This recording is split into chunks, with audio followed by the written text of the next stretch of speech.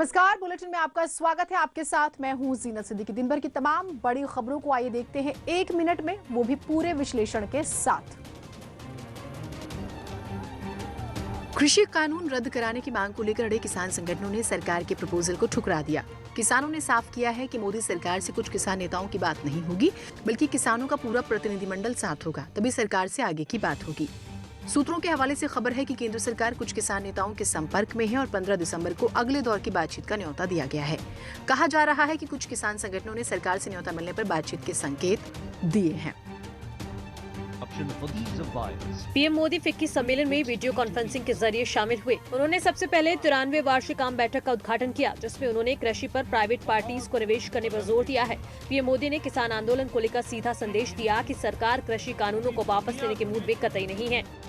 किसानों को नए बाजार मिलेंगे, नए विकल्प मिलेंगे, उन्हें टेक्नोलॉजी का ज्यादा लाभ मिलेगा और इन सबका सबसे ज्यादा फायदा अगर किसी को होने वाला है तो मेरे देश के किसान को होने वाला है, जो छोटे छोटे जमीन के टुकड़ों पर जिंदगी पालता है, उस किसान का भला होने वाला है।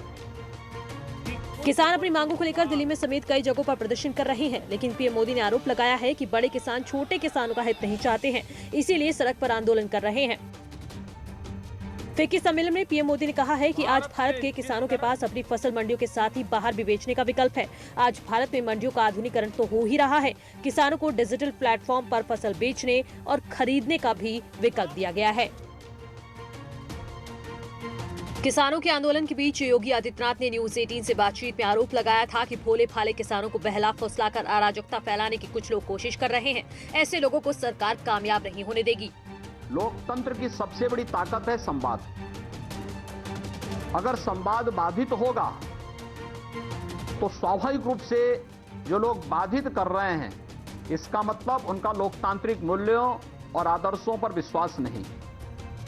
और दुर्भाग्य से आपने देखा होगा इस पूरे आंदोलन में नित नई शर्तें जोड़ी जा रही हैं।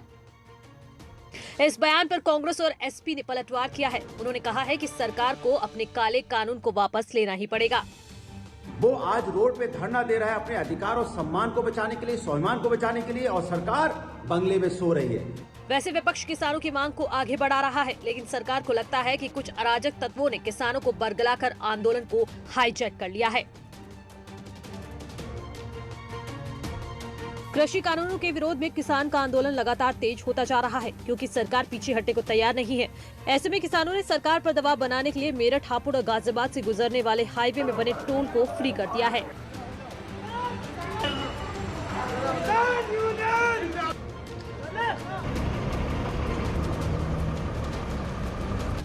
किसानों ने पहले ही सरकार को टोल फ्री करने की चेतावनी दी थी, जिसको देखते हुए सुरक्षा व्यवस्था चाक चौबंद की गई, लेकिन सरकार किसानों को टोल फ्री करने से नहीं रोक पाई।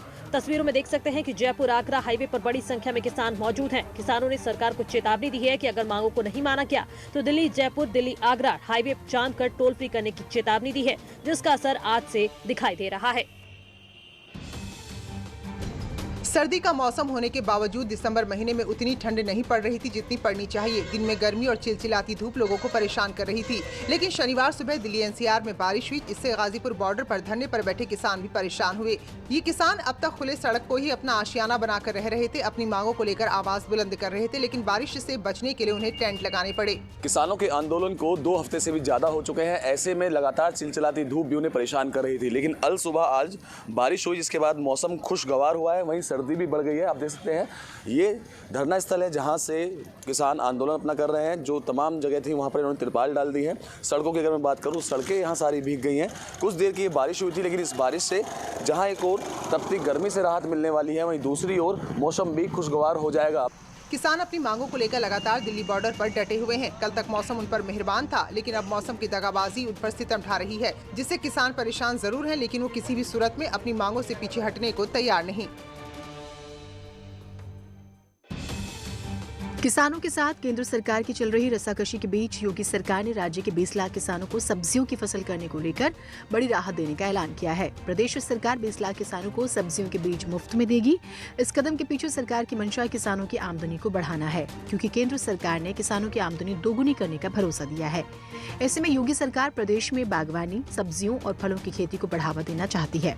सरकार का मानना है कि पूर्वांचल में बागवानी के क्षेत्र में असीम संभावनाएं हैं। अनाज जहां 6 महीने में तैयार होता है, वहीं सब्जियां 2 से 3 महीने में तैयार होती हैं, जिससे छोटे किसानों को फायदा होगा। ऐसे फायदे किसानों को इसलिए नहीं मिल पाए क्योंकि पिछड़ेपन की वजह से किसान तकनीक से नहीं जुड़ पाए। ऐसे में सरकार चाहती है कि कृषि क्षेत्र में सुधार हो, जिसको देखते हुए वाराणसी में international rice research centre Philippines का केंद्र खोला गया है।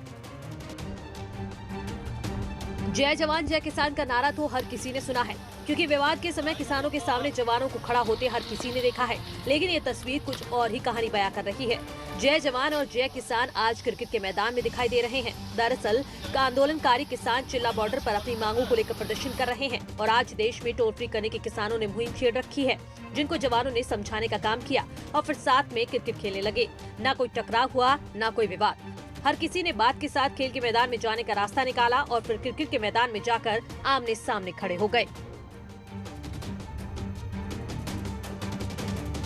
प्रदेश में मेडिकल की पढ़ाई करने के बाद अब आप सरकार से कॉन्ट्रैक्ट आसानी से नहीं तोड़ पाएंगे, क्योंकि योगी सरकार ने मेडिकल की पढ़ाई करने वाले छात्रों की सेवाएं लेने के लिए बड़ा फैसला लिया है। अब राज्य में पीजी करने वाले डॉक्टरों को कम से कम 10 साल तक सरकार को सेवाएं देनी होंगी। इस आदेश के तहत जो भी डॉक्टर की पढ़ाई उत्तर प्रदेश में करेगा मेडिकल कॉलेजों में, उसे पढ़ाई के बाद 10 साल तक अस्पतालों और मेडिकल कॉलेजों में सरकारी नौकरी करनी होगी। अगर वो ऐसा नहीं करते हैं तो उन्हें 1 करोड़ रुपए का जुर्माना सरकार को देना होगा। सरकार इन नियमों को अब सख्ती से लागू करने जा रही है, जिसके बाद मेडिकल की पढ़ाई करने वाले स्टूडेंट्स की मुश्किलें बढ़ जाएंगी, क्योंकि सरकारी कॉन्ट्रैक्ट तोड़ने पर 1 करोड़ का जुर्माना भरना होगा। 10 साल तक सरकारी सेवाएं देनी होंगी।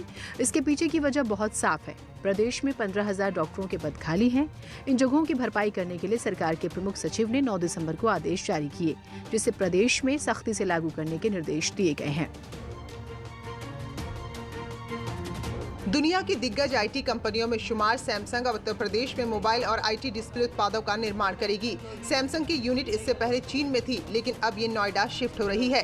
इसके साथ ही भारत OLED तकनीक से निर्मित मोबाइल डिस्प्ले मैन्युफैक्चरिंग करने वाला दुनिया का तीसरा देश भी बन जाएगा। तो ये 5,000 करोड़ का लगभग निवेश है और एक बहुत बड़ी चीज है, क्योंकि अब उत्तर प्रदेश मोबाइल या आईटी में हाई टेक्नोलॉजी एरिया में घुस गया है। तो इसमें नौकरियां भी 1500 के ऊपर लोगों को मिलेंगी और यहाँ से जो निर्यात है आने वाले 4 साल 5 साल में वो $50 बिलियन का होएगा। तो आप सोच सकते हैं। भारी भरकम निवेश और औद्योगिक विकास को देखते हुए योगी सरकार ने सैमसंग के इस प्रोजेक्ट को विशेष प्रोत्साहन देने का फैसला किया है। नोएडा में तैयार होने जा रहे सैमसंग के इस नए मैन्युफैक्चरिंग यूनिट की स्थापना से राज्य में करीब 4,825 करोड़ का निवेश होगा। प्रदेश सरकार लगातार निवेशकों को आकर्षित करने का प्रयास कर रही है। यही कारण है कि यूपी में आईटी सेक्टर में 20,000 करोड़ का निवेश हुआ है। इसकी बदौलत 3 लाख लोगों को रोजगार भी मिला है।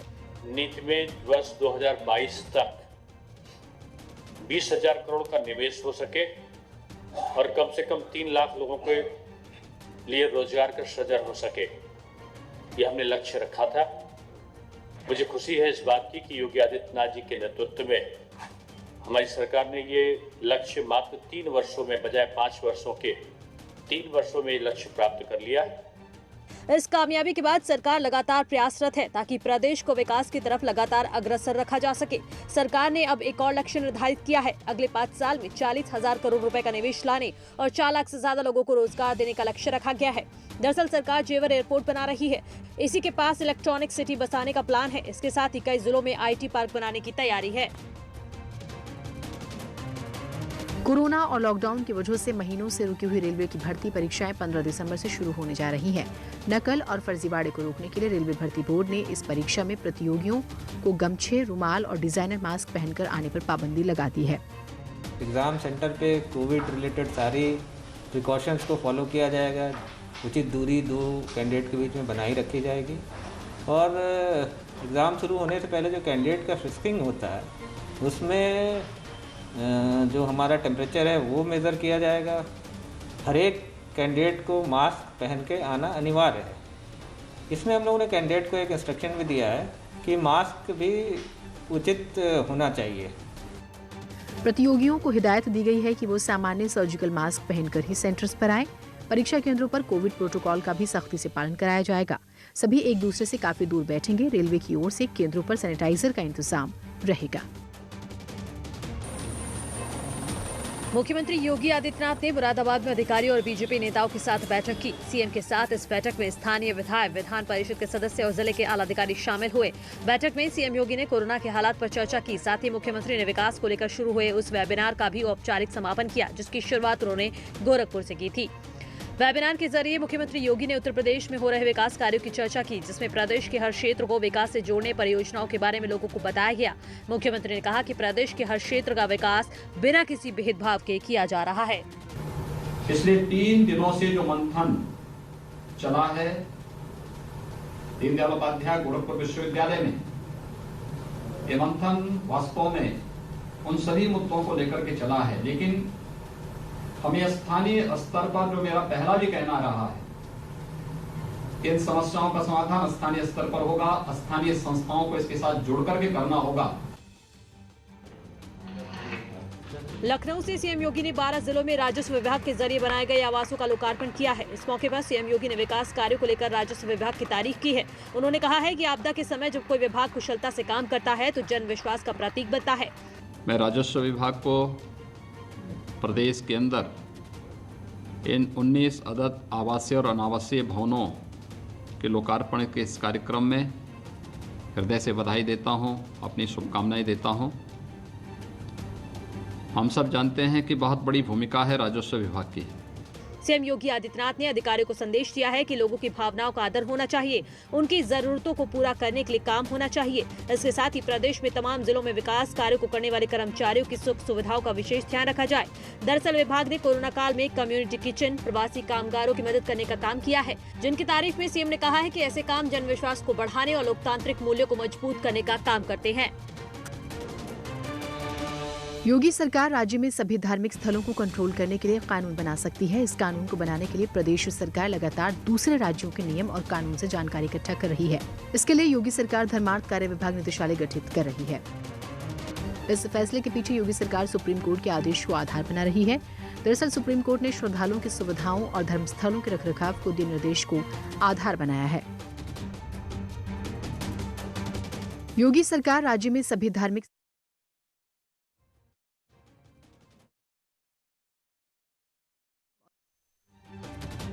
कोरोना वैक्सीन के रखरखाव को लेकर यूपी में तैयारियां तेजी से की जा रही हैं। प्रदेश के अलग अलग जिलों में वैक्सीन को रखने के लिए डीप फ्रीजर इंस्टॉल किए जा रहे हैं।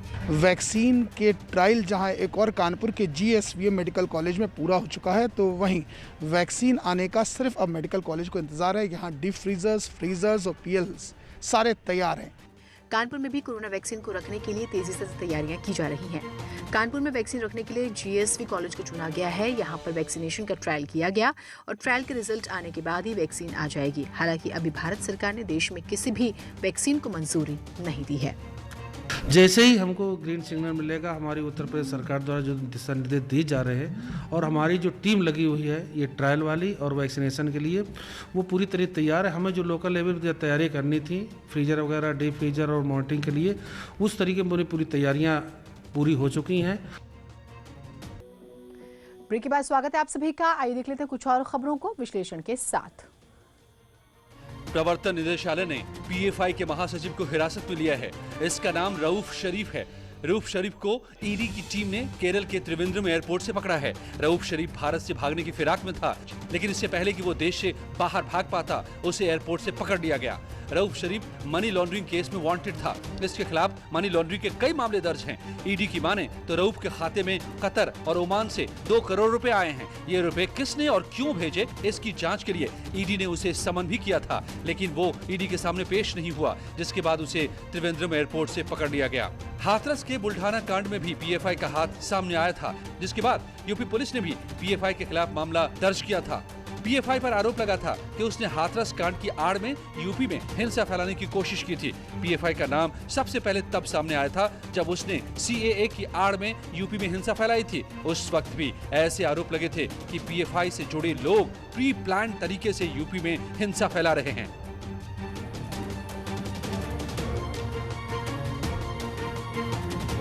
एक छोटे से ब्रेक के लिए रुक रहे हैं, आप लोग कहीं मत जाइएगा।